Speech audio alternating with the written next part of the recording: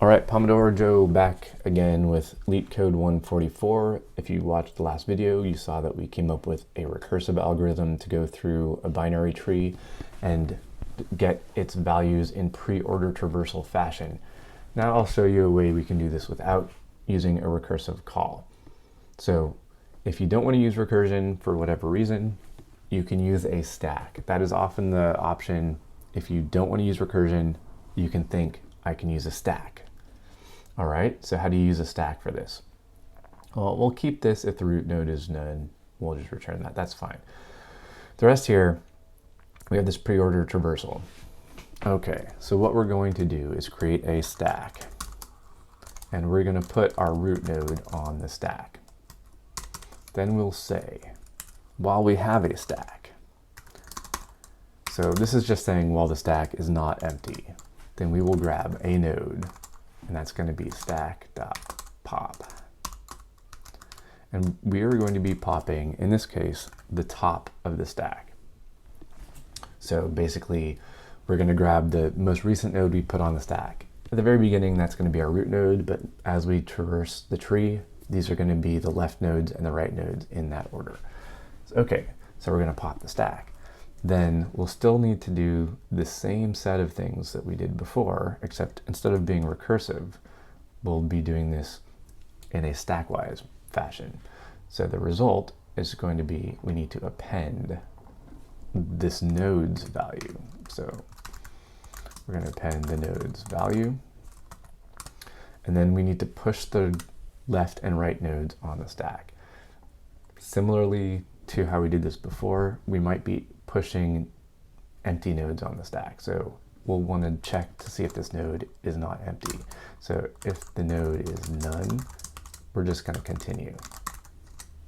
Otherwise, we'll push that node's value into our result, and then we will push the left and the right onto the stack. But because we want to do this in pre-order traversal manner, and the stack sort of reverses the order in which we push things in and pop things out, we want to push the right node first, and then we'll push the left node. So we sort of have to switch these around. So we'll do stack.append our nodes right, and then we'll do stack.append our nodes left. And don't do this.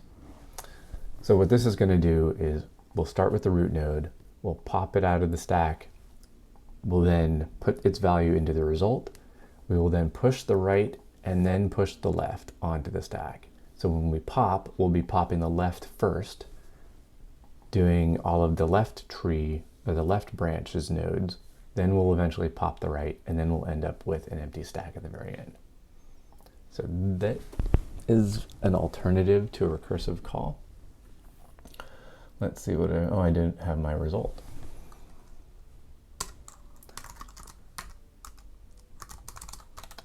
Okay, yes, we still need to have our result array.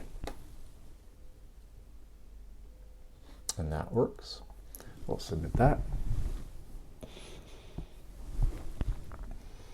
As you can see, this actually works pretty well.